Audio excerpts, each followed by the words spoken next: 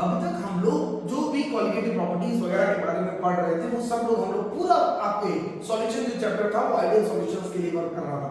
But अब हम लोग बात करते हैं अगर सॉल्यूशन आइडियल बिहेवियर से चेंज हो जाए, मान लीजिए दो पार्टिकल मिलकर के एक बन जाए या फिर एक पार्टिकल दो में टूट जाए, तो ऐसे सॉल्यूशंस के लिए आपकी जो नंबर ऑफ पार्टिकल्स चेंज हो जाएंगे और जब नंबर ऑफ पार्टिकल्स चेंज होंगे तो उनके ऊपर जो बेस क्वालिटेटिव प्रॉपर्टीज हैं वो भी चेंज हो जाएगी। That is the simple concept is going on one half factor. आज के सेशन में हम लोग पढ़ने वाले हैं one half factor, that is one half factor. क्या होता है वन हॉफ फैक्टर, कैसे इसको कैलकुलेट करते हैं, कैसे इसको रिप्रेजेंट करते हैं और आखिरकार कब यूज आता है, हम लोग इस सेशन में सब कुछ देखने वाले हैं। पहली बात तो हम लोग बात करते हैं आइडियल और नॉन आइडियल सॉल्यूशंस की, जो कि हम लोग को लास्ट सेशन में मैंने इसका मेथड का प्रीवियस सेक्शन डाल रखा है, वहां पर आप देख सकते हैं क्या वेक्टर ऑफ फैक्टर है क्या चीज। वेक्टर फैक्टर का काम आता है to remove the abnormality in qualitative properties. आपके पास क्वालिटेटिव प्रॉपर्टीज जो भी है उनके अंदर जो भी एब्नॉर्मलिटीज है उनको रिमूव करने का काम होता है। अब क्वालिटेटिव प्रॉपर्टीज ठीक है, थोड़ा सा हम लोग इसको बैकअप में लेते हैं तो वो सारी प्रॉपर्टीज जो किस पे डिपेंड करती हैं, नंबर ऑफ पार्टिकल्स पे डिपेंड करती है, उन सारी प्रॉपर्टीज को हम लोग क्या नाम दे देते हैं, क्वालिटेटिव प्रॉपर्टीज। अगर ऐसी प्रॉपर्टी है जो नंबर ऑफ पार्टिकल्स पे डिपेंड कर रही है वो क्या कहलाएगी, क्वालिटेटिव प्रॉपर्टीज। तो जब number of particle he change हो जाएंगे हमारे पास तो क्या होगा, क्वालिटेटिव प्रॉपर्टी भी चेंज हो जाएगा और such type of qualitative properties is considered as observe qualitative properties या फिर हम लोग कहते हैं एबनॉर्मल क्वालिटेटिव प्रॉपर्टीज। इस एबनॉर्मलिटी को दूर करने के लिए सारी क्वालिटेटिव प्रॉपर्टीज को एक फैक्टर से मल्टीप्लाई करते हैं, that is called as van't Hoff factor. ठीक है, दैट मींस ये कहां पर हो रहा है, जब भी दो पार्टिकल मिलकर के एक पार्टिकल का फॉर्मेशन कर रहे हैं या फिर कोई भी एक पार्टिकल दो पार्टिकल में टूट रहा है। इस केस में क्या हो रहा है, पहले पार्टिकल कितने थे, दो, अब कितना हो गया, एक। इसमें क्या था, पहले कितना था, एक, अब कितने पार्टिकल हो गए, दो। दैट मींस दोनों ही केसेस में दो से एक हो या फिर एक से दो, the number of particles are change. तो जब नंबर ऑफ पार्टिकल चेंज होंगे तो उनके ऊपर बेस ये क्वालिटेटिव प्रॉपर्टी भी क्या हो जाएगी, चेंज हो जाएगी। तो इस चेंज को रिमूव करने के लिए सारी क्वालिटेटिव प्रॉपर्टीज को एक फैक्टर से मल्टीप्लाई कराया जाता है, जिसे हम लोग नाम क्या देते हैं, van't Hoff factor. Let's check, whenever, इसको हम लोग कैसे लिखेंगे, व्हेनेवर एसोसिएशन, व्हेन एसोसिएशन और dissociation takes place in solution, जब भी कभी एसोसिएशन और डिसोसिएशन टेक्स प्लेस होगा सॉल्यूशन में, then number of particles are changed, number of particle क्या हो जाएंगे, चेंज हो जाएंगे, due to which क्या चेंज हो जाएगा हमारे पास, क्वालिटेटिव प्रॉपर्टी इज चेंज। उसी के कारण क्या चेंज हो गई, हमारी क्वालिटेटिव प्रॉपर्टी भी क्या हो गई, चेंज हो गई। अब इस क्वालिटेटिव प्रॉपर्टी में एब्नॉर्मलिटी आ गई, इस एब्नॉर्मलिटी को दूर करने के लिए सारी क्वालिटेटिव प्रॉपर्टीज को एक फैक्टर से मल्टीप्लाई करते हैं, जिसे हम लोग क्या नाम देते हैं, one half factor. Okay, that means अगर मेरे पास अभी तक क्वालिटेटिव प्रॉपर्टीज जो थी, जैसे P0 minus PS upon P0, this is relative loading in vapor pressure, किसके बराबर था, P0 minus PS upon P0, ये किसके बराबर था, XA के बराबर। Second, elevation in boiling point, ये किसके बराबर था, डेल्टा TB इक्वल टू किसके बराबर था, KB into M। तीसरा, डिप्रेशन इन फ्रीजिंग पॉइंट, ये किसके बराबर था, डेल्टा TF बराबर किसके, Kf into M था। और लास्ट वन था ऑस्मोटिक प्रेशर किसके बराबर था, पाई इक्वल टू CRP। और यही थी हमारी क्वालिटेटिव प्रॉपर्टीज का सारा पोर्शन, जिसको हम लोग ऑब्जर्व कर रहे थे कि कौन सा क्या करता। अब ये नंबर ऑफ पार्टिकल चेंज होने से ये प्रॉपर्टीज क्या हो जाएंगी, चेंज हो जाएंगी। जब ये प्रॉपर्टीज चेंज हो जाएंगी तो मैं इनको सभी को एक फैक्टर से मल्टीप्लाई करूंगा, that is called as van't Hoff factor represented by I। तो अब ये क्वालिटेटिव प्रॉपर्टी क्या हो गई, IXA, IKB into M, IKF into M और ICRP। अब इस I को कैलकुलेट कैसे करें वो चीज हम लोग ऑब्जर्व करते हैं। How the wait Hoff factor is calculated. Wait Hoff factor के हमारे पास दो तीन फार्मूले हैं। पहला फार्मूला है van't Hoff factor equal to number of particles after association और डिसोसिएशन अपॉन, यहां पर किससे, number of particles before association और dissociation. That means particle dissociate हो रहे हैं, एसोसिएट हो रहे हैं, उनसे पहले कितने थे और बाद में कितने थे, उनके रेशियो के हिसाब से निकाल सकते हैं।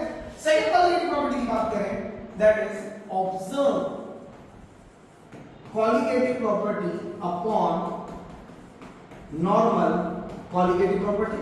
ऑब्जर्व का मतलब जो हम एक्सपेरिमेंट से ऑब्जर्व कर रहे हैं, नॉर्मल का मतलब बहुत से थ्योरेटिकल भी लिखा था, इसको हम लोग और कैसे लिख सकते हैं, that is experimental qualitative property upon theoretical qualitative property। और क्या हो सकता है, normal molecular weight upon observed molecular weight, और कैसे लिख सकते हैं, that is theoretical molecular weight upon experimental molecular weight। ये सभी फॉर्मूले किसके हैं, वेंट ऑफ फैक्टर आई के। थोड़ा सा इनको एक बार साइड पर रखते हैं हम लोग, क्लियर है, वेंट ऑफ फैक्टर को एक बार इसको यहां पर उठा के रखते हैं ताकि हम लोग इसके क्वेश्चंस कर पाएं। अब देखिए सबसे पहले लेते हैं इस वाले फॉर्मूले को कि इसके ऊपर क्वेश्चन आते कैसे हैं। क्वेश्चन आया आपके पास, find out van't Hoff factor for, van't Hoff factor निकालना आपको, सबसे पहले निकालना है NaCl का, दूसरा पूछा इसने MgCl2 का, तीसरा पूछा AlCl3 का, चौथा पूछ लिया K4FeCN6 का। देखते हैं कैसे, मैंने बोला NaCl कैसे टूटेगा, Na plus Cl minus, getting my point. बाद में कितने पार्टिकल हो गए, दो, पहले कितना पार्टिकल था, एक। तो वेंट ऑफ फैक्टर का फॉर्मूला देखो, number of particle after association या डिसोसिएशन कितने थे, दो। Number of particle before association dissociation कितना था, एक। वेंट ऑफ फैक्टर निकाल लिया तो इजी है भाई, बहुत इजीली निकाल सकते हैं। नेक्स्ट अगर मैं बात करूं इसमें MgCl2, MgCl2 की बात करें तो MgCl2 how it is made, that is Mg + 2 plus twice of the Cl minus, clear है। what is the went Hoff factor, that is number of particle कुछ नहीं दे रखा, 1 + 2, ये टोटल हो गया 3, पहले कितना था 1, I = 3/1 that is equal to 3। आगे बात समझ में, इसका कैसे निकलेगा, इसका कैसे निकलेगा, ये आप मुझे कमेंट बॉक्स में लिख के बताएंगे कि इनका वेंट ऑफ फैक्टर होगा क्या। नेक्स्ट अगर हम बात करें तो और कॉन्सेप्ट लेते हैं, कैसे एसोसिएशन के केस में बात करते हैं, जैसे N2 प्लस ट्राइस H2 ने मिलकर के क्या बना दिया, 2NH3 बना दिया। इसके लिए वेंट ऑफ फैक्टर निकालो तो भाई एक बार, तो हमारे पास अब किसी भी इक्वेशन में नंबर ऑफ पार्टिकल कितने बचे, फाइनली 2, पहले कितने थे, कुछ नहीं लिखा, 1 + 3 दैट इज इक्वल टू, पहले कितने थे 4, बाद में कितने बच गए 2। वेंट ऑफ फैक्टर I = किसके बराबर, that is 2/4 that is equal to 0.5। और आया भाई समझ में। नेक्स्ट अब हम लोग देखिए C+O2 क्या बना दिया मैंने, CO2, पहले कितने पार्टिकल्स थे, 2, अब कितना पार्टिकल हो गया, 1। Van't Hoff factor equal to कितना, 1/2 दैट इज इक्वल टू 0.5। तो इस तरीके से भी हम लोग वेंट ऑफ फैक्टर निकाल सकते हैं। तो हम लोगों ने दो चीजें देखी कि जब भी मैं पार्टिकल को डिसोशिएट कर रहा था, मतलब एक पार्टिकल दो में टूट रहा था, जब एक पार्टिकल कितने में डिसोशिएट हो रहा था, 2 में, तो वेंट ऑफ फैक्टर की कुछ वैल्यू ये आ रही थी, दैट विल बी, ये वैल्यू भी क्या है, 1 से ज्यादा है, ठीक है, ग्रेटर देन 1, ये भी वैल्यू क्या है, ग्रेटर देन 1 है। और जब भी मैं इसको डिसोशिएट कर रहा था, डिसोशिएट किया था 1 से ज्यादा, जब एसोसिएट किया था लेस देन 1, यहां पे कितनी, लेस देन 1। तो हमारे को एक फॉर्मेट मिल गया कि जब भी मैं वेंट ऑफ कैलकुलेट करूंगा, दैट इज फॉर एसोसिएशन और फॉर डिसोसिएशन। सबसे पहले बात करें for dissociation, went Hoff factor I will be greater than 1, clear है, I की वैल्यू क्या आएगी, greater than 1। For association, association का मतलब, डिसोसिएशन का मतलब क्या होता है, एक पार्टिकल 2 में टूटा, एसोसिएशन का मतलब 2 पार्टिकल मिलकर के क्या बन गया, एक पार्टिकल बन गया, then I will be less than 1। and for ideal solutions I equal to कितना, 1। ये आप फॉर्मेट ध्यान में रखेंगे कि किसी भी सॉल्यूशन में एसोसिएशन के लिए I की वैल्यू क्या होती है, डिसोसिएशन के लिए I की वैल्यू क्या होती है, और नॉर्मली I की वैल्यू क्या होती है जब हम आइडियल सॉल्यूशंस की बात करते हैं। ये तो तब होता है जब हमारा सॉल्यूशन पूरा टूट गया। मैंने बोला जितना लिया था उतना के उतना पूरा टूट गया। What will happen if the electrolyte is weak? अगर इलेक्ट्रोलाइट मुझे वीक दे दे, अगर मुझे ये बोलते हैं कि अगर ये पूरा डिसोशिएट ही नहीं हो रहा है, कोई पार्टिकल 10% ही डिसोशिएट हो रहा है, कोई पार्टिकल 15% ही डिसोशिएट हो रहा है, कोई पार्टिकल 50% ही डिसोशिएट हो रहा है, तो मैं उसको कैसे करूंगा? What will happen if the particle is not completely dissociated for partial dissociation? इसके लिए बात कर रहे हैं हम लोग partial dissociation. What is the meaning of partial dissociation? आखिरकार क्या होता है आपका partial dissociation? That is the particle, the alpha is not the 100%, और ऐसे इलेक्ट्रोलाइट को हम लोग क्या बोल देते हैं? That is called as weak electrolyte. माना कि हमारा कोई भी सॉल्यूशन पूरा नहीं हो रहा है। Let's check first dissociation case. Dissociation में मैंने बोला कि मेरे पास कोई भी A B करके पार्टिकल था, वो किसमें टूट गया? A प्लस B माइनस है।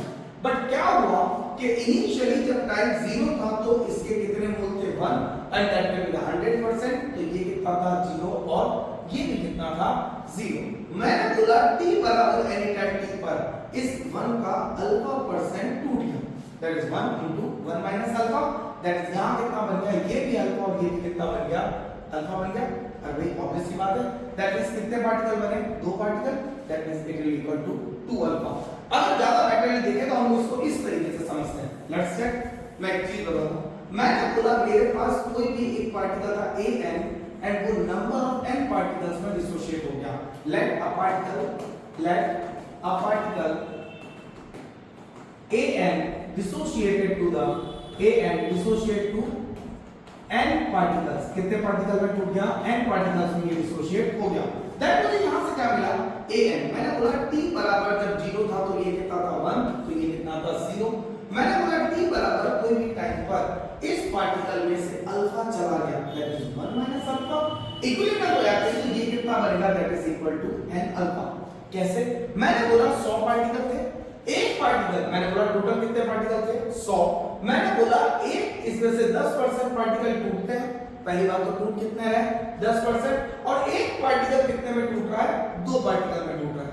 एक पार्टिकल कितने में टूट रहा है? 2 पार्टिकल में। ध्यान रखिएगा, पहले कितने थे? मान लीजिए 100 थे, मैंने बोला 10% डिसोशिएट हुए और एक पार्टिकल टूट करके कितना बना रहा है? 2 पार्टिकल। Let's check. पहले तो इनिशियली कितना था? 100, उसमें से कम कितना हो गया? टूट कितना गया? That is 100 minus 10% of this 100. Can I write in this way? Here that is 100 minus 10% of this 100. अरे से यस और नो? अब एक पार्टिकल कितने में टूटा? 2 में। तो अपने पास टूटा कितना टोटल? 10 पार्टिकल। एक 2 में टूटा तो बना कितना टोटल? 20। अपने पास परसेंटेज कितना था? That was 10। एक पार्टिकल कितने में टूटा? into 2। तो can I write 2 into 10? That is called as 2 alpha. Getting my point? ये किसके बराबर हो गया? 2 अल्फा के बराबर हो गया। तो एक पार्टिकल अगर n में टूटेगा तो किसके बराबर? n alpha. अब देखो I किसके बराबर? Particles after dissociation upon particles before dissociation. After dissociation ये टोटल नंबर ऑफ पार्टिकल मेरे पास कितने आ रहे हैं? 1 minus alpha plus n alpha. ये तो कौन से पार्टिकल थे? जो कि डिसोशिएट होके चलेगा, ये बच गया अनडिसोशिएटेड। ये कौन से थे? डिसोशिएटेड। पहले कितना था? That is 1 plus 0 that is equal to 1। तो I की वैल्यू आई 1 minus alpha plus n alpha divide by 1 and I equal to इसके बराबर 1 माइनस अल्फा कॉमन दिया, 1 माइनस n आ गया। नेक्स्ट अगर यहां से देखें that is alpha 1 minus n equal to 1 minus I, alpha equal to 1 minus I upon 1 minus n, alpha equal to I minus 1 upon n minus 1। ये आ गया आपके पास अल्फा। कितना परसेंट डिसोशिएट हुआ? जहां पर अल्फा क्या बताता है आपको? Percentage dissociation. अरे अल्फा क्या बता रहा है? Percentage dissociation. आई क्या बता रहा है आपको? Want Hoff factor. आई क्या बता रहा है? Van't Hoff factor. और एन क्या बता रहा है आपको? Number of particles. कितने पार्टिकल में वो डिसोशिएट हुआ? मैंने बोला 1 2 में हुआ तो आई 2, मैंने बोला 1 4 में हुआ तो आई 4, मैंने बोला 1 8 में हुआ तो आई कितना? 8। Let's check. अब बात करते हैं हम लोग किसकी? Second topic, association. Second one is the association. अब क्या हो रहा है कि n पार्टिकल मिलकर के क्या बना रहे हैं? एक बना रहे हैं। तो मैंने बोला मेरे पास n नंबर ऑफ पार्टिकल्स थे, they are collaborating to form the one particle that is an। अगर 4 कार्बन थे, एक बना दिया तो C4 बन गया, 2 हाइड्रोजन थे, एक बन गया तो H2 बन गया। अरे एक मॉलिक्यूल ही तो बना 2 हाइड्रोजन से, तो n पार्टिकल थे, an बन गया। या फिर मैं इसको क्या ऐसे लिख सकता हूं क्या कि एक पार्टिकल an अपॉन n है, और पूरी इक्वेशन को n से डिवाइड कर दिया, वही बात t इक्वल टू 0 पर ये 1 था, तो ये कितना था 0। t इक्वल टू t पर ये 1 माइनस अल्फा हुआ, तो ये अल्फा बाय क्या बन गया n। वहां पर जितना मल्टीप्लाई था वही तो हम लोग कर रहे थे, भाई n था तो n से मल्टीप्लाई किया, और यहां पर क्या आ रहा है आपके पास 1 बाय n है, तो 1 बाय n से मल्टीप्लाई कर अल्फा बाय n। आई वही बात आफ्टर डिसोसिएशन और बिफोर डिसोसिएशन आपको क्या मिलेगा यहां से, after dissociation what will happen, that is alpha 1 minus alpha plus alpha by n। और ये सारे पार्टिकल आफ्टर डिसोसिएशन है, और ये वाले पार्टिकल क्या है before dissociation, that is equal to 1। ठीक है, मैं दोनों को इनको पूरा क्यों ले रहा हूं और इनको क्यों बोला आफ्टर डिसोसिएशन, भाई मैंने बोला एक बीकर था, इसके अंदर पहले 1 पार्टिकल थे, अब इसमें से क्या हुआ कि 1 माइनस अल्फा तो टूट गया, अल्फा तो क्या हो गया टूट गया, तो बच कितने गए 1 माइनस अल्फा, और ये भी तो n अल्फा और अल्फा माइनस 1 माइनस अल्फा इस बीकर के अंदर ही पड़ा है, तो टोटल एक ही पार्टिकल आएंगे। दैट मींस यहां से हम लोग टोटल को कैलकुलेट करते हैं, that means i equal to 1 minus alpha common लिया तो 1 माइनस 1 बाय n, ठीक है, upon 1 at alpha 1 minus 1 by n equal to 1 minus i, alpha equal to 1 minus i upon 1 minus 1 by n। और आई बात समझ में, ये था डिसोसिएशन का केस, एसोसिएशन का केस, सॉरी एसोसिएशन का केस। तो मैंने दोनों आपको फैक्टर्स बता दिए कि एसोसिएशन के केस में क्या होता है, डिसोसिएशन के केस में क्या होता है, और इसकी कंप्लीट पीपीटी मैंने अपने टेलीग्राम चैनल पे डाल दूंगा, इसका लिंक भी मेरे टेलीग्राम चैनल पे आ जाएगा, तो please join the Telegram channel and review how was this video. And आपको भी अगर कोई टॉपिक पर दिक्कत आती है then please tell me which topic you feel the difficulty, chemistry को इजी बनाएंगे हम लोग साथ मिलकर। Thank you so much, have a nice day all of you.